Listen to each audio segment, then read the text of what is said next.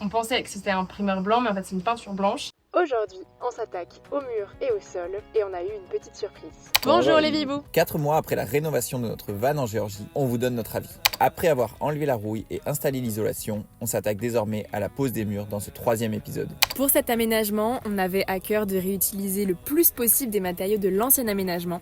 Donc la majorité de notre travail a consisté à poncer et boucher les trous des planches précédentes. Pour les murs, on a appliqué ce qu'on pense être du primer blanc, qui s'est avéré être de la peinture blanche. Et oui, faire des travaux à l'étranger réserve parfois quelques surprises. On a finalement accepté notre sort et on a mélangé un colorant marron à ce blanc pour faire une deuxième couche et ça a donné un super beau beige. Le problème, c'est que si jamais on n'a pas assez de peinture, il faut refaire le même mélange exact.